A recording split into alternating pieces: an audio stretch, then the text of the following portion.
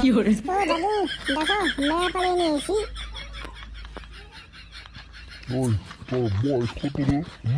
তোর বয়স কত? উনি মেয়া পালিয়ে নিয়েছস, এগুলো ভাত কাপড় কেনা দিব রে? না না আমাকে কেউ ভাত কাপড় কিনতে যাবে না, আমি চাকরি করি তো। তোমার নাতিকে আমি সংসার চালাবো, কোনো ব্যাপার না। ঠিক আছে, তেরে চৈত্র মাসে তোকে বিয়াটা দিয়া দিমু, বুঝছস কান্দু? আর তোর নাম কি সায়ন্তিকা নাকি মাও কইলি? সায়ন্তিকার সাথে কান্দু, ভালোই বিয়া মানাবো।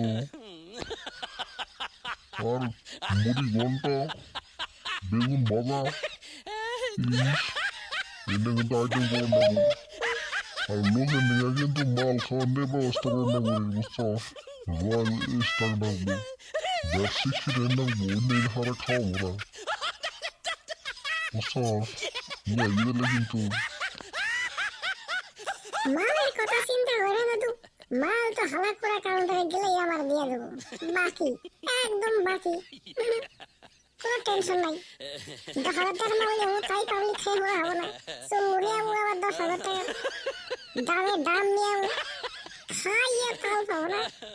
তুমি মা চিন্তা করো না, তুমি বুড়া হয়েছে তাতে কি হয়েছে, তোমার এই মাল খাবো। আবার বউ বিয়ে করে নি, সবাই পদ্ধতি বানাবো, গাড়ি ভাড়া চুক্তি করে নেবো, কত জ্বালা, বুঝছো? আইনে কিছু খাওয়ার শুনি করবো। সেদিনকে আমার একটু মাল খাওয়া ছিল গো, বুঝছো? মাল খাইলে পুরা শরীর পুরা জোর থাকতো, বিয়ে বিয়ে নাচতাম, বিজেতে যায়নি, বুঝছো? তাহলে ওরা রইল চৈত্র মাসের 5 তারিখে তোকে বিয়া দিব আমি, ঠিক আছে? তো